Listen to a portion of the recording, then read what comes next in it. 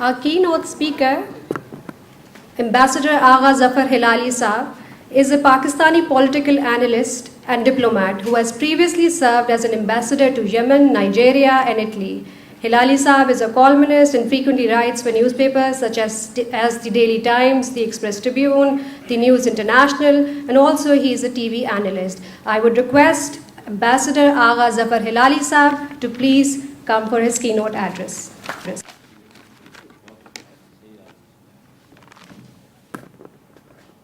Bismillahirrahmanirrahim. Assalamu alaikum. Normally I work, unlike some of you, on the weekend, that is Friday, Saturday, and Sunday. And believe me, being a TV analyst and trying to keep up with the news isn't easy, but I try. So as a rule, on Fridays, Saturday, and Sundays, I sit in front of the TV or use the phone and get information. But Mr. Nusrat Mirza never takes no for an answer. So he has dragged me here. When I say dragged me here, almost literally, because I tried to get out of it, but I couldn't. But he is a man who is very persuasive. Now, I work over the weekends, and I need to work because my pension isn't enough. We have my colleague, Ambassador Hassan Habib, sitting at the end of this. I'm sure he's working because his pension isn't enough. Now, I don't know if General Moinuddin Haider is working, but I believe his pension is sufficient.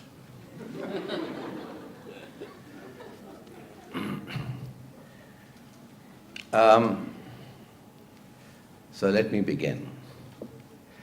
I don't know if any of you have lived and worked in America like I did when posted to our embassy in Washington and then later to our new UN mission in New York. But if you had, during your sojourn there, I'm sure you must have come in contact with official America. Well, I did on an almost daily basis. And the one thing that I can tell you with conviction is that official America, that is bureaucrats and politicians, have very little regard for Pakistan and zero affection. And for this negative perception of our country, society, and policies, both are to blame. You see, ladies and gentlemen, and I'm actually delighted at the presence of ladies. Wherever I go and the subjects I talk about, you hardly see a lady. But anyway, so I'm delighted at the presence of ladies. No man or nation can wear one face for himself and another for the world. Where we stand in the view of others is determined by where we stand in our own eyes.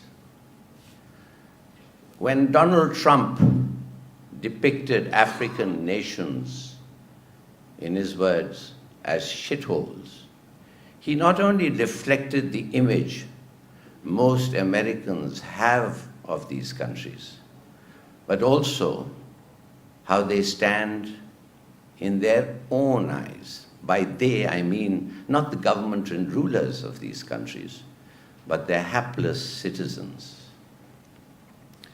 Donald Trump, as you will recall, also had some choice insults for Pakistan. He called us liars and cheats, and in so many words, deceitful scum. He also insinuated that he would fix us unless we did what he said.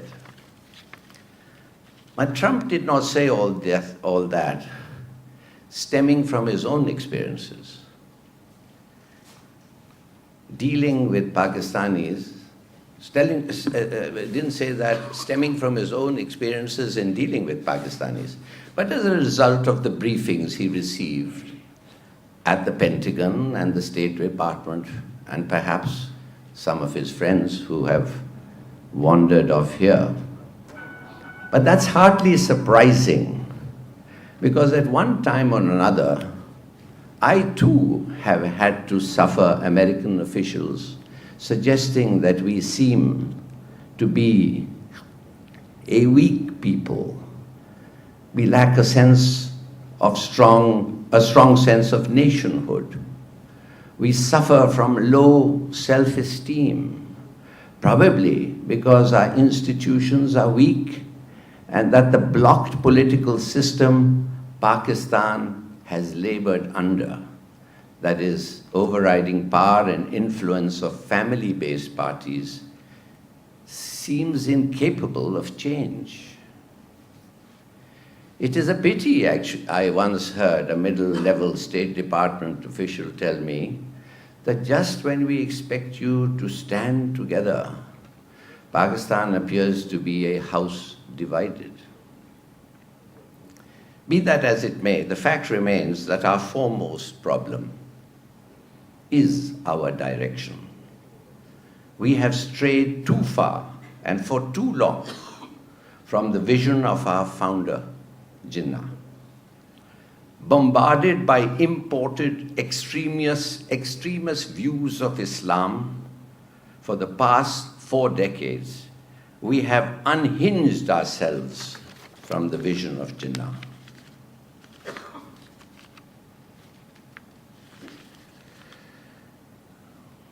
Our salvation in terms of direction lies in returning to Jinnah's version of Pakistan. Our second most important problem is one that I had made a passing reference to earlier, namely the phenomenon of elected family dictatorships. The impact this has had on our elite, Ashrafia, is to act less as citizens of the state than as subjects of the ruling family, and to extend to the family and party of the elected strongman loyalty over and above that accorded to the state. It is sad that grown men and women, though wizened by experience, bow and scrape before young political novices merely because of the accident of his or her birth.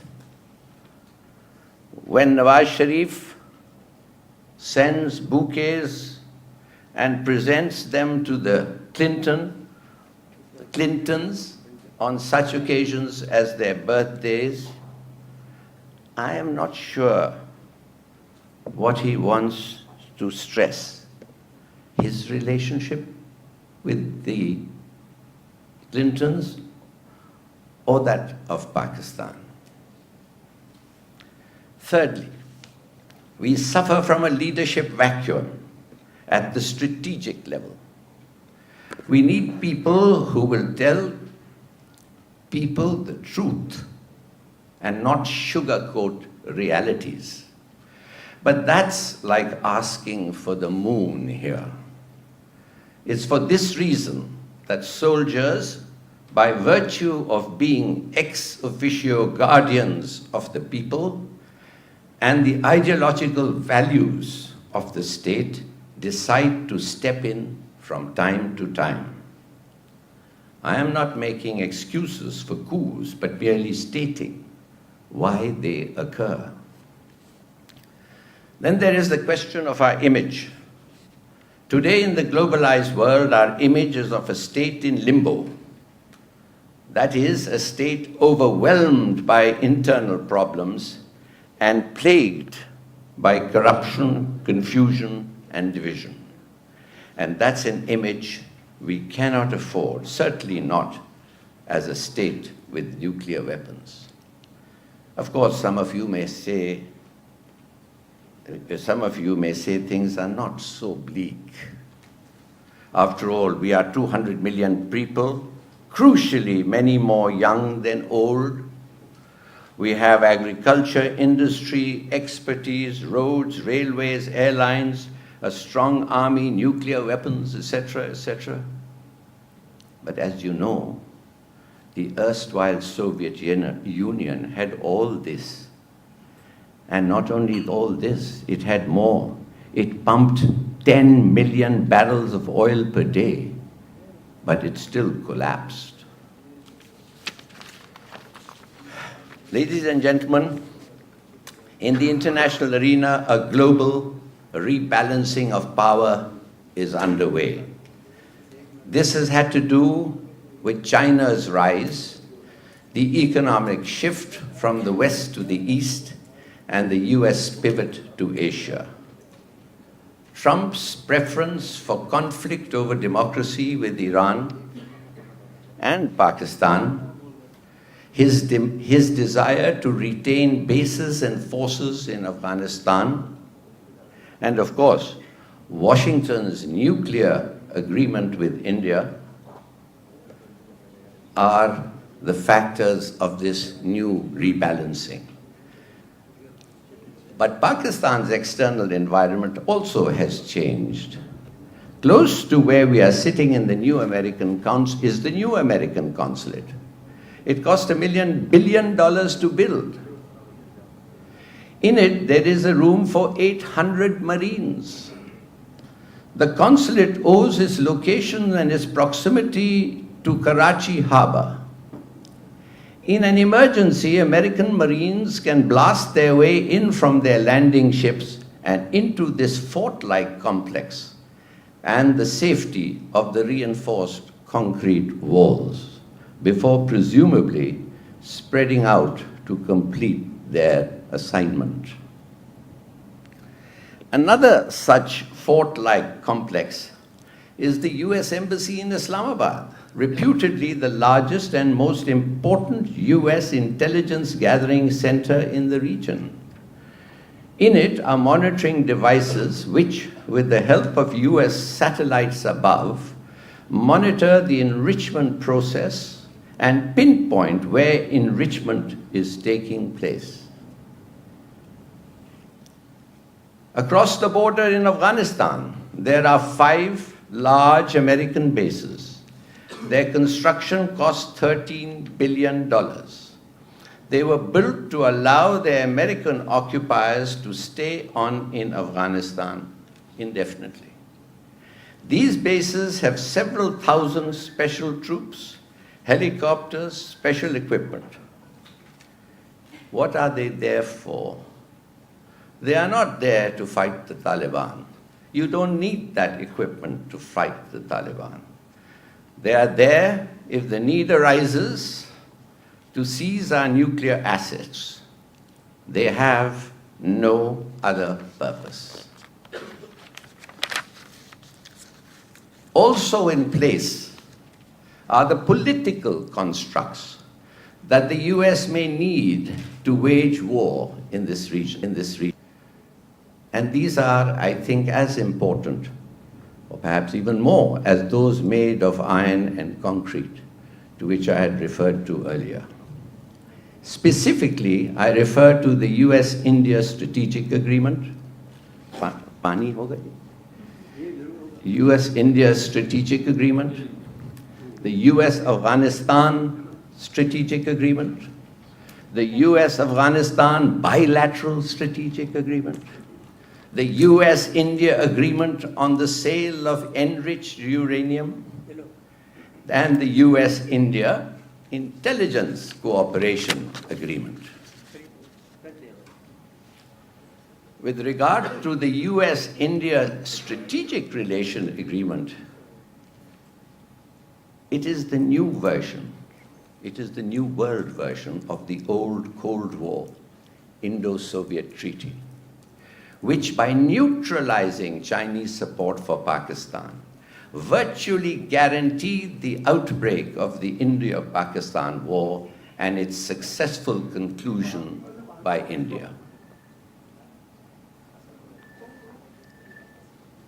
India's present-day war doctrines are based on the presumption that nuclear weapons will not be used in a short, intense, India-provoked conventional war on Pakistan. And any threat of them being used by Pakistan will be neutralized by India's American alliance and the UN acting under US pressure, much as was done in the case of chemical weapons in Syria.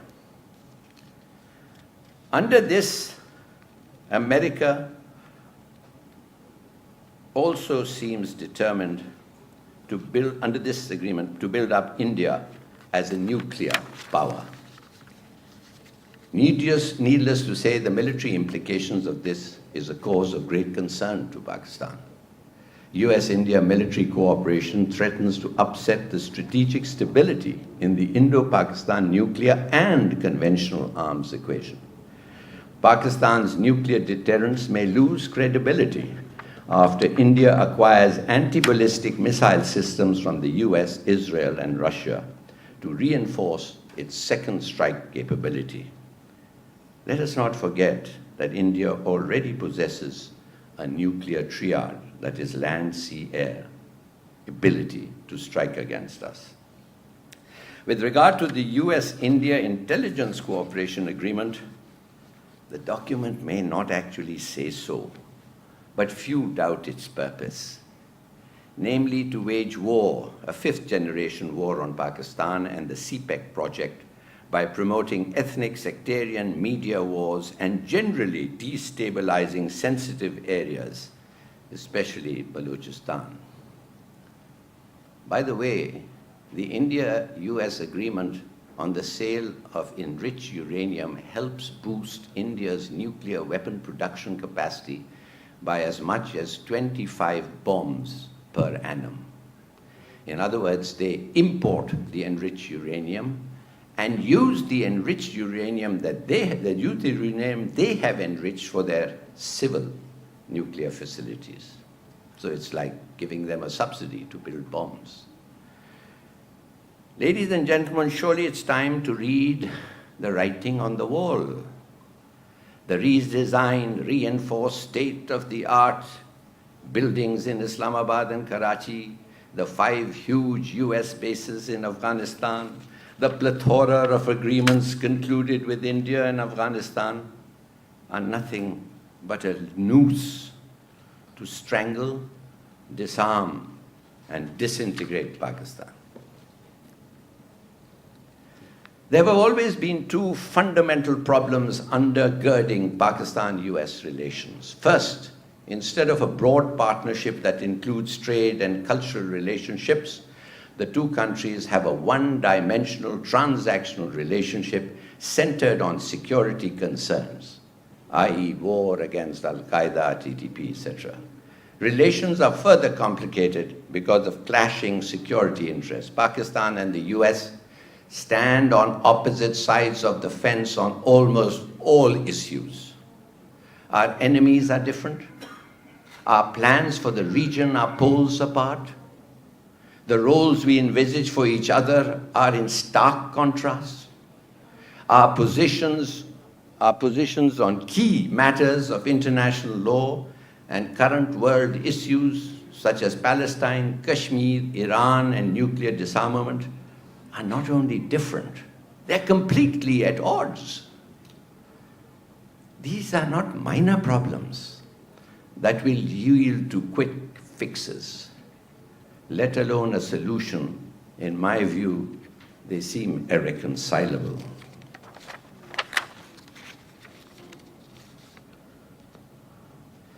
Therefore, perhaps you will agree with me that the time has come to question the importance and efficacy of the American alliance, to resist the temptation to benefit from American largesse and the weapons we need for our defense, and to start living within our means, and to concede that the price tag for the alliance has grown more exorbitant while our capacity to foot the bill in terms of reciprocity has shrunk further.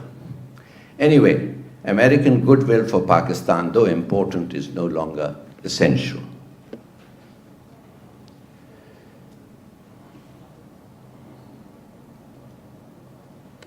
This is what happens if you don't have a printer. For the The nuclear shield, the nuclear shield helps Pakistan deter India and generate a sense of confidence within the country. In other words, we don't need the Americans. We have a nuclear shield, and that generates confidence. We think it's sufficient to deter India. And it should end Pakistan's perennial need for allies like America to offset India's conventional military superiority. Let us also acknowledge, frankly, that the longer we remain tethered to the Americans, the greater the chances of greater ruin. We need to cut our losses and free ourselves from an embrace that has become a suffocating one. Nothing, for example, is more absurd than that the Americans should be in the business of killing and be killed in Afghanistan, even as they declare they wish to make peace with the Taliban. The absurd Afghan war has truly plunged Pakistan into civil conflict and effectively destroyed our chances of emerging as a strong, united nation for another generation. In short, the American alliance is a luxury we can ill afford. Yes, old creeds that have shrouded policies must be abandoned. Putting the American connection behind us sensibly and deftly should now be the priority of the moment. But that said, ending an alliance relationship does not mean an abrupt shift from friendship to enmity. That would be a mistake and an emotional response. What it means is a determined and diligent effort should be made to realign our external relations so that we have more options and more space within which to address our national interests. We cannot throw caution to the winds and risk a rupture, an unrestrained rift between Pakistan and the United States would, in my view, be bad, very bad for both.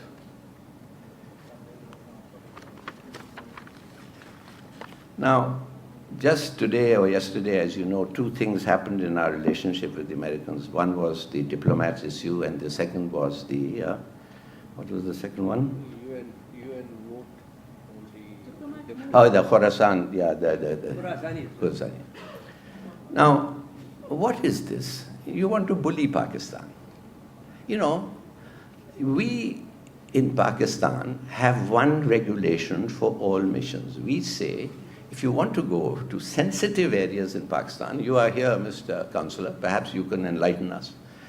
When we want to go to these areas, please ask permission, because we want to inform the authorities, the police, the army, whatever, whoever is in charge of that area, that look, a foreigner is coming, he needs special protection, special care. We don't do it only for the Americans, we do it for everybody. All foreign missions. They, on the other hand, when there's absolutely no need to do so, have said Pakistani diplomats can't go more than 25 miles out of Washington. And said that they're being reciprocal. How are they being reciprocal? We only say inform. And we say inform because. We don't say, we are not putting it for them, but they've put it only for us. They probably have it for the Chinese and the Russians, but I don't think they have it for many other missions. I was there for 3.5 years, and nobody ever dreamt that it would come to such a pass. Now, then there is this Khorasan, what's Khorasani? Khorasan, whatever it is. Khorasani. I mean, a terrorist who the Americans have admitted they have droned, and on whose death they once announced, and then they had to take it back. He is a man, he belongs to a banned organization, so quite naturally we went to the UN and we said, please ban this man, declare him to be a terrorist or whatever it is, and take action against anybody who helps him. The Americans said no. What does that mean? means, am I to understand it, that you've done a deal with him? That from now on he won't kill the Yanks, but he'll kill Pakistanis?